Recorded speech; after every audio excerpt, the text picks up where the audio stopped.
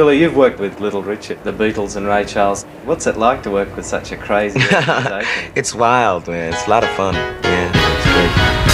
I've got a song, I ain't got no melody. Ladies and gentlemen, if you will, Mr. Billy Preston. Billy Preston! Would you welcome, please, Billy Preston? I've got a story. He was so great. He never put his hands in the wrong place. Billy could play all night on that organ. Being raised in the church, people said that, well, you know, you shouldn't play popular music. But I felt that God couldn't give me the talent and not to be able to use it. Billy worked with Aretha Franklin, the Rolling Stones, the Beatles, all the greats. You're in the group. It's great. I like the fifth Beatles. The Beatles put him in another stratosphere. Nothing from nothing leaves nothing. Billy was having the hits. And the more that they clapped, the more Billy wanted to play. Nothing from nothing leaves. It seemed like he was trying to channel sacred prayer music. The music just flowed out of him. When he was playing, he was in a state of bliss. And I think that bliss covered up whatever was happening when he wasn't playing.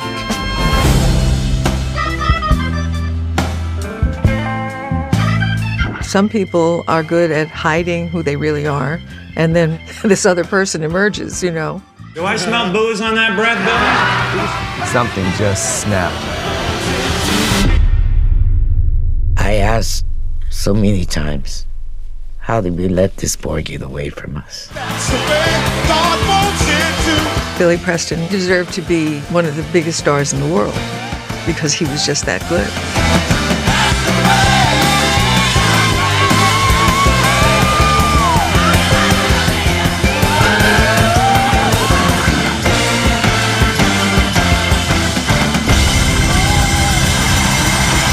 I feel like everything that's happened for me in my life has been the way God has planned it.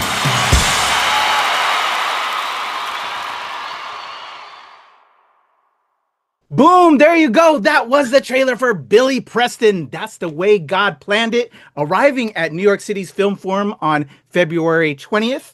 And soon after that, in select theaters. So make sure you follow BillyPrestonFilm.com so you know when it's arriving. You're going to want to check it out. I'm KUYA P. This is Nerds Rule the World. Joining me to talk all things Billy Preston, I have the one and only director, Paris Barclay, as well as producers, some stellar producers, Stephanie, Allain, and Jeanne, Elfant, Festa. My apologies if I brutalize your names. I'm terrible sometimes. But truly appreciate you guys. Y'all are legends yourselves, by the way. I did my homework, and I'm like, oh, I know that project. It is an honor and a pleasure to talk to you all. Thank you all for your time.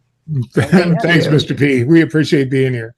Definitely. So, Billy Preston, I have to tell you my initial thoughts. I screened this the other day. Thank you for the advanced viewing of this. It just reminded me of saying thank you and honoring the people when they're here. You know, we tend to, not give people their flowers until after the fact. And I'm just like, wow, this guy was an absolute legend. I've heard of the name Billy Preston. I'm familiar with the music, but this guy was an absolute icon, a legend, just with all the legends. Usually, like, some people work with like one or two legends. This guy worked with literally everybody. And I was like, why didn't we know more and celebrate this man more in his time? So that reminded me of doing that to people like yourselves right now. That's why you guys are legends to me. Everybody I encounter, give them their flowers now while they're here. And then also, when victims tell you something, listen to them. Especially, I live in the DC area. We need to be listening to victims right now. I'm gonna just leave it at that.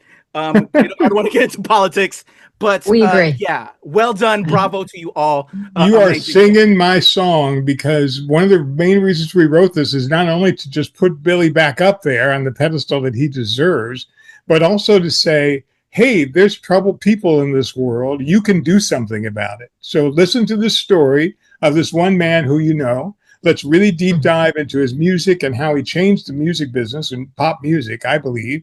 And then understand that what happened to him was not only tragic, but was also in some ways preventable. And the cure is out there. I mean, you can help somebody like that. And I'm hoping that people will see it and will take that opportunity to reach out and not just deny, ignore, or otherwise sweep under the rug the problems people are having. Most definitely. Well done again, Billy, Jeannie, Stephanie. So to start off, I'm curious for yourselves, when was your first introduction to Billy Preston? Like what, before we get to spurning how this documentary was put together, what do you recall is like the first Billy Preston track that you saw or his appearance on TV? If I could start with you, Paris. What's the very first encounter with Billy Preston? Well, I used to buy 45s and I was pretty religious about it. And I remember the first one I bought was I Was Made to Love Her by Stevie Wonder, Little Stevie Wonder, he was called then. And Billy Preston came not long after that. And I would have my collection of 45s and I would wear out my Nothing from Nothing and eventually my Will It Go Round in Circles, because they're so effervescent. They're songs that you can't stop playing. And now you can just put them on repeat and enjoy the joy that he put out there. So I remember seeing him a little bit on television, but he never became, like Stevie Wonder became for me, because there weren't quite the same amount of records. And I wasn't getting inner city all the time. And I'm wondering, where's Billy Preston? And part of the inspiration for doing this documentary is to say he was there. He was there. He was there with the Beatles. He was there on Abbey Road. He was there with the Rolling Stones. And he kept being there. But too often he kept getting obscured. And too often parts of his story were being erased. And so by putting it all together, we wanted to lift him up, just as you talked about before. Master P is my new name for you. Because he deserves that recognition. Excellent. All right. Stephanie, how about you? I grew up in LA in the 70s. So Billy was on the playlist. I had my 45s too. I think I also went to Maverick's Flat once or twice when he was playing. He was just like that dude. I had no idea he worked with the Beatles. I had no idea he worked with Barbra Streisand, Eric Clapton, this one and this one. I thought he was just Billy, you know what I mean? And when Jeannie called me and invited me into this project and we got into it, I hope the viewers was blown away by everything he had done. Like you said, he is kind of zealot of the music world in the 70s and 80s. I mean, and the 60s. Let's go back, So it was just a pleasure to learn more about him and talk to all these people who loved him and who played with him, and to really, as Paris said, see this bigger picture of this incredible person that not a lot of people have heard about. They don't really know his story and how it ties into a bigger story about tolerance and love. Definitely. Mm-hmm. All right, Jeannie, how about you? I was a little kid and I was listening to Let It Be in Abbey Road. We, as a family, always listened to music together. My dad was a saxophone player, although he's a doctor, but wanted to be a professional sax player.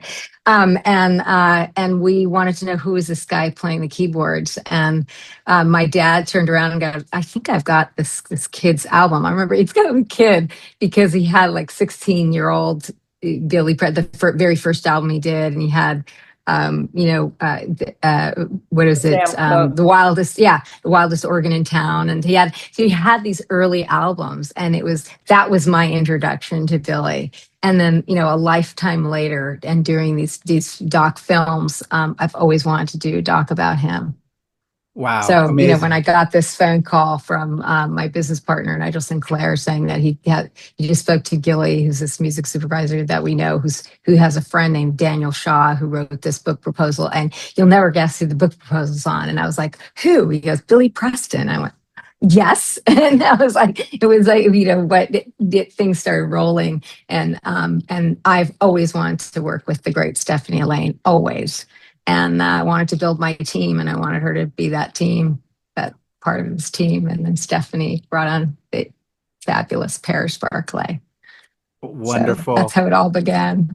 Again, legends covering legends. I love it. Now, hopefully I can become a legend. All right. So Billy Preston. You are a legend, Master P. I appreciate that. So you guys come together. We're going to cover him. But how do you tackle such a presence? All of the people, again, legends that you had involved talking about him. How do we assemble this, making this schedule fit? If we could start to the beginning, Let me just say that Paris nor I have ever made a doc. So this is our first doc. Not bad for a first doc. Not bad at all.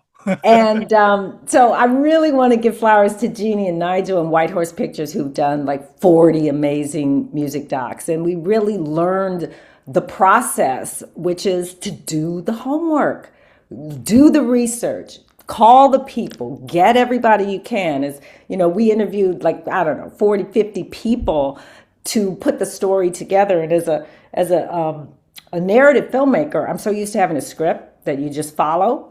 But this is a totally different way of making movies. This is like really gathering, like having an idea, and then once you start talking to people, that idea gets blown out of the water, and now you're doing something else, and just really bringing it all together. So I feel so grateful that, you know, our first doc was under the helpful tutelage of our partners, Jeanne and Nigel. And wow, it's a lot. It's a lot to do. It's many years of a process. There's not that much money. Let's say there's no money. And what's really driving you is this passion to get this story out. And especially since you think you know this guy, but then when you dig deeper, you learn so much more. Definitely. And then we had a secret weapon too, and Cheo Hodari Coker, who came on as a co-writer. Obviously, you know Cheo. And Cheo is indefatigable, knows everything about music, and was the person who was our primary interviewer. So part of the reason why our interviews are so strong is partly because of Cheo's sort of calm, questioning demeanor and his experience and his knowledge of the people and his ability to talk that music talk. And so he became someone who helped us craft the story, but also helped us draw these people out in a way that I think would be definitely different if he hadn't been around. Yeah. Wow. Yeah. Shout out to Cheo. Love Cheo. 100%. Yay. So putting this together, how long did it take? How difficult was it to get everybody in the room? I'm just curious, the production process. To me, documentary filmmaking, and you both know now, Paris and Stephanie, is such a thing to behold. I live in the DC area. A lot of my friends are documentarians. It's such a responsibility to make sure you're giving everybody their justice, and telling their story. So if I could go back to you, Paris, putting this together. We started this back together. We started this back in 21, which seems like a lifetime ago, researching, crafting the stories, bringing on our investors. Most of the interviews were done in 22 during COVID. We were all wearing masks and being tested. Y'all remember that time. Right. We got our first cuts in 23, producers cuts later. Eventually the film was locked by mid 2024, somewhere in there. We went out on the festival circuit where we were great. We did great at South by Southwest, at Docs New York, at Mill Valley. And, during this time, I'm doing, Dahmer and Station 19 and The Watcher and Menendez and Dr. Odyssey and The Night Agent. I'm doing all these things in my day job, which always sort of slows things down. And now we're ready to really show it to people in theaters the way we really love to see it. But a 4-year process, I don't think is unusual from when I've talked to directors. And Jeanne, you would know this better. It's not unusual. It takes a while to percolate. And most of the interviews were done separately. We had a few of them that were done collectively, but most of the time we ended up having to find the person, somewhere and make the interview happen. Most of the interviews you see were done largely in LA, but we were also in Florida. We were also in New York. So we're also traveling around to get these people. And some of them we're doing via satellite. Eric Clapton's in London. He was interviewed by Jonathan Clyde. Ringo, Stephanie got to wrangle. You got to wrangle Ringo here in LA. So we were all over the place trying to get them. And it took a while, but eventually we got the 27 interviews that you see in the movie out of almost 50 that we conducted for the picture. Amazing. Jeanne, if I can go to you talking about the production of this and the amazing footage that you guys found. One of the things that really blew me away was the Nat Cole, with him portraying Nat Cole, young Nat King Cole. I'm a big Nat King Cole. I'm a young guy, but old in my music love. Nat King Cole is my guy. I was like, what? He played young Nat King Cole? Can you tell me about just some of that amazing footage that just is laying throughout this amazing doc? Well, we have great clearance people that we work with and archival. We have an archivist here at White Horse Patrick, Patrick Ryan is like, he's amazing. I mean, he knows where he just knows where everything is. It's just remarkable. We also worked with a company called Archival Ninjas, Global Image Works. One of our partners is Reelin' in the Years, David Peck, who is a plethora of knowledge and has he has this a collection of archive that is absolutely unbelievable. And so without those people's, really the team, that's part of building your team. And without that, we wouldn't really have our business. So it's teamwork. And Olivia Harrison. Oh my goodness. Yeah, Olivia partner. Harrison Great was like partner, our secret weapon because she knew him ever since 1974. George Harrison and Billy were very, very close. She gave us photographs. She gave us contacts. She liaised with the Apple Corp. It was just incredibly, and she did it out of love for Billy. She just out of love for her husband and Billy and their relationship, which was quite close. And she's great in the movie. I find her so dryly humorous and perceptive and generous that we filmed her at A&M where she used to work. And it was just so, so where she met Billy Preston. So it was just so great to have her as a part of this. Definitely. And because of Olivia, it opened doors to Peter Jackson, of course, the Beatles and Jonathan Clyde, and, helped us with interviews and helped us with that masterful footage, the beginning and the end footage. It's so much. All right. So amazing. You mentioned, Paris, you had over 50 interviewees that you spoke to, but brought it down to about 27. Is there like maybe a planned mini-series, or there's so much additional footage? Are we going to get a bonus feature DVD, Blu-ray down the line? What was it like cutting this to? Well, we could do it. It's a great runtime, but so much content on the floor. If there were more time, what I would do is not add more people talking, because I think the people who are in it talking represent the story. And now you're going to start getting some redundancies to that. But what I would love to see is more music. I mean, if I were to make this bigger, I'd let some of his performance play. We did do a pass, remember, in the end where we opened up some of them and just gave it some air, because there's such joy in just watching Billy sing a song. Just sang in a song. And there's other songs of his that were very profound that we weren't able to get in because they just didn't fit, and we weren't going to just stop the doc for Billy to sing a song without a real purpose to it. But there are songs that are very telling in and of themselves that I'd love to include. So I think the next thing is a nice album. Don't you think, Steph? Mm-hmm. Oh, yeah. I think that's absolutely. I think an album. And I also want to shout out our editor, because that's one thing. I mean, editors are always so valuable, but in a doc, the editor is like right up there with the director and the producers. You know what I mean? Like, Scott really brought a certain flair to the storytelling. And so I just, just a great team. Scott Hansen. Yeah.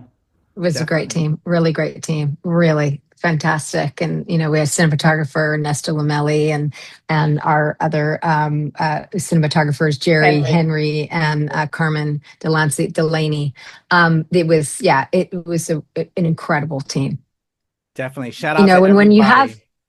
when you assemble all these interviews, you always assemble too much, and a lot of times you're doing audio interviews just to get the lay of the land and the research done. So that's what helps with doing. That's the reason why, Completely and agreed. it goes through the incarnations. So yeah. Completely agree. I love my set family, that new family we build whenever we come together on a project. It's wonderful. I was watching the credits and I loved how you're thanking everybody, because everybody deserves their flowers. It's just a beautiful thing. I'm an energy guy, so that energy was beautiful. Amazing. So putting this together, again, everybody, it arrives at NYC's Film Forum on February 20th, and then select theaters after that. Make sure you follow BillyPrestonFilm.com so you can see when it is arriving. You're going to want to check this out. If I could go back to each of you and find out, again, you were somewhat of a fan, knew of him, learned even more through this process. If you could tell me a moment that makes you smile every time you rewatch this documentary, or maybe even a track that just rekindles a memory. People are asking us this, and I usually have one answer, but I just thought of another one, which I love so much and which plays so well in the room, which is Bobby Watson, the bass player, who's trying to parse yes. Who does Billy think is so beautiful? Like, what's going on here? And then he realizes it's his mother. And, as a mother, as a grandmother, I'm like, that's a moment that everybody gets a tingle out of, that your love for your mom is that love, So I'll just shout out Bobby. But we love that Bobby Watson. That gives you, he's joyous. He's joyous. There's that, and of course, when Sandra Crouch says, "What if church was what it says it is?" Love and acceptance, and that I think is the overall theme of this film is love and acceptance. Definitely. Yeah, and for me, I will never stop being moved by Gloria Jones. The woman that he sang with back in the Kojaks, which was a group that he had, and it was really his beginning. And when in the end of the film, she says, "How did we let that boy get away from us?" And that became, as we saw in the editing room, we all sat together. We just felt that's become sort of the somewhat tragic, but nevertheless bittersweet sort of coda of this film, which is, how did we let him escape? How were we not there for him? What could we have done differently? And I hope people leave with the question, when they're facing people who are struggling in their lives, what other choices do I have? Have I used every bit of myself to help them? I've talked about how I worked on Glee and Corey Monteith was going through his struggles at the time. I wish I had made this movie before that, because I would have dealt with him very differently. I would have reached out more. I would have tried different tactics. I would have showed him my heart more immediately, which I did not do. I sort of stood back a little bit like, some of the people doing this film with Billy. I would have been more like Eric Clapton and really reach for him. And I think if that message gets through, that we can reach people, and if we do show our love and we do show our heart and how much we care, today things are different. I'm 10 years younger than Billy Preston. The world has changed a lot. And I'm hoping that this movie can inspire people to take that leap and to go farther with the next Billy Preston, so we don't continually hear these stories of brilliant Black artists who sometimes are gay but always are troubled, who eventually end up with sad endings. I think that's a story we can change with enough tolerance, as Jeannie said, with enough love, and just with enough awareness that, the struggles are real, but the struggles can be overcome with the support of others. Definitely. Paris, you just dropped the mic, sir. All the love. So well said. Stephanie, Jeannie, Paris, bravo. Thank you so much. I cannot wait for everybody else to see this. Again, Film Forum in NYC, February 20th, and then select theaters after that. Follow at billyprestonfilm.com to learn more. Paris, Stephanie, you've got the first doc out the way. We need more now. I'm just going to say it. So you're in this, documentary world. We're going to want more. And Jeannie, girl, you've already been killing it. Like, continue to give us amazing, just brilliant stuff over at White Horse. Thank you. Thank you so much. You guys are Patrick. Amazing. Thank you so much. So nice to meet you. Thanks, Mr. P. Appreciate y'all. Everybody, that is Paris Barclay, Stephanie Allain, as well as Jeannie Elfant Festa. Again, I'm sorry if I messed up the names. You're good. Perfect. You all are brilliant. Thank you so much, everybody. Billy Preston's That's the Way God Planned It. Again, arriving at NYC's Film Forum on February 20th and select theaters after that. Make sure you follow up billyprestonfilm.com. I'm KUYA P. Nerds Rule the World. Nerds rule the world. Thank you, Mr. P.